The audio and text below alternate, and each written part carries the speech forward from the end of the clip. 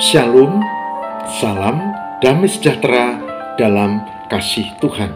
Saudara, pada kesempatan ini saya akan mulai mengajak kita untuk memahami tentang masa Advent. Masih ingat? Dulu, saudara, kalau sudah mulai bulan Desember, orang tidak peduli, pokoknya sudah Natalan gitulah, merayakan Natal gitu. Pasang pohon Natal, lalu perayaan-perayaan sudah digelar. Bahkan saya pernah memimpin di sebuah klasis waktu itu, ada perayaan Natal itu masih bulan November akhir.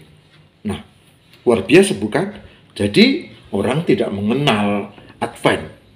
Tapi sekarang kesadaran gereja makin baik dan kita makin sadar ternyata sebelum Natal ada masa Advent. Masalahnya adalah apakah masa Advent itu artinya apa?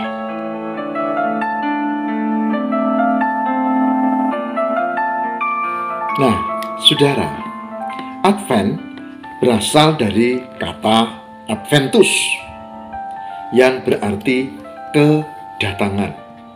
Jadi, masa Advent berarti masa untuk menanti kedatangan siapa? Kedatangan Kristus, yaitu Mesias, Yesus Kristus, Yehoshua HaMashiach atau Isa Al-Masih. Jadi masa Advent adalah masa menanti kedatangan Sang Mesias. Ada dua. Satu, menanti kedatangannya yang dirayakan pada masa Natal. Ini sesuai dengan tradisi gereja. Dan yang kedua, yaitu menanti kedatangan yang kedua, yaitu pada hari kiamat atau akhir zaman. Saudara tahu bahwa nanti di akhir zaman itu yang hadir, yang datang adalah Sang Mesias, yaitu Isa Al-Masih atau Yesus Kristus. Dan tidak peduli dia siapa, nabi apa, rasul apa, pokoknya semua orang di dunia ini, raja mana, pejabat mana, enggak peduli. Semua akan dihadiri berhadapan dengan Sang Mesias. Saudara, itulah sebabnya masa Advent memiliki dua makna. Menanti perayaan Natal yang dihayati sebagai kedatangan Yesus yang pertama, dan yang kedua adalah menghayati, mempersiapkan diri untuk menghayati kedatangan yang kedua, yaitu di akhir zaman nanti.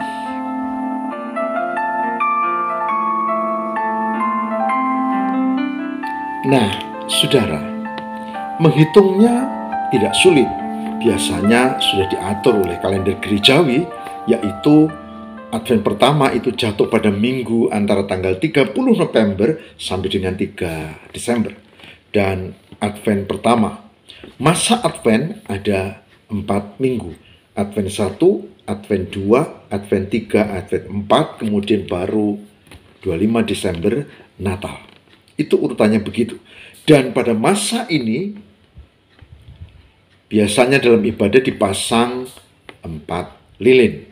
Ya, kalau Advent 1, ya 1 lilin ungu. Kalau 2 lilin ungu. 3 lilin ungu. Begitu seterusnya 4 lilin ungu. Yang masing-masing punya makna.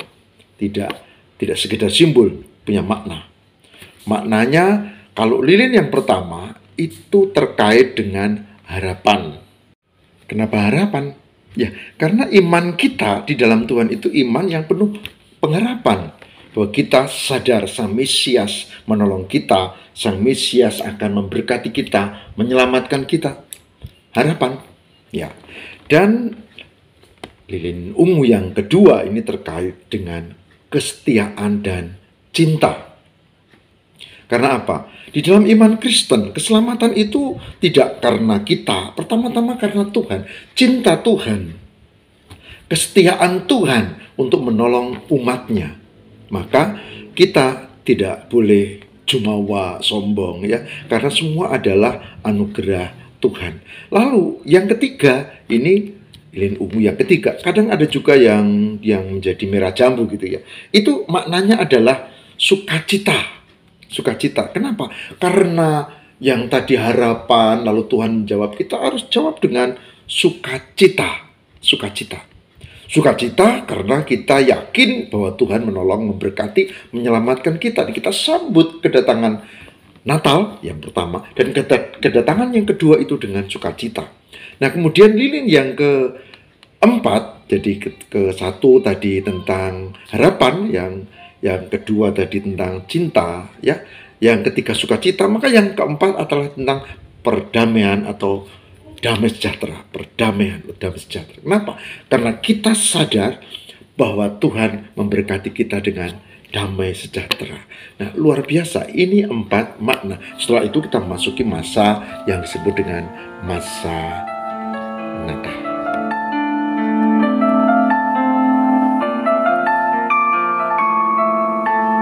Nah, jadi masa Advent sangat penting karena bisa kita hayati tiap minggu, 1 lilin, 2 lilin, 3 sampai lilin keempat, dan kita menyiapkan diri untuk menyambut Natal, tapi juga menyambut kedatangan Tuhan yang kedua. Itulah sebabnya, saudara, pada masa Advent, lilin-lilin ungu itu, lalu di tengahnya biasanya lilin putih itu dinyalakan saat Natal, ya. Itu diletakkan pada lingkaran Advent namanya. Biasanya diambil dari hiasan pohon cemara yang dibuat melingkar, pokoknya apapun simbolnya melingkar, ya. Kenapa? Karena itu melambangkan Tuhan yang Maha Kasih, abadi, yang Alfa dan Omega. Gitu. Oleh sebab itu, mari dihayati dan selamat memasuki masa Advent. Besok akan kita bahas makna dari masing-masing lilin itu secara mendalam dengan ayat-ayatnya. Tapi hari ini saya mau ajak untuk mengambil satu ayat saja, yaitu Lukas 2 ayat 14.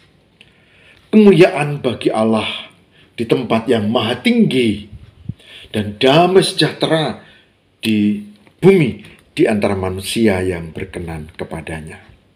Lukas 2 ayat 14. Kemuliaan bagi Allah di tempat yang maha tinggi, dan damai sejahtera di bumi di antara manusia yang berkenan kepadanya. Saya berdoa, kita, saudara dan saya, semua menjadi orang-orang yang diperkenan Tuhan. Dan kita menerima damai sejahtera. Sebab itu siapkan untuk memasuki masa Advent. Tuhan berkati. Mari kita berdoa.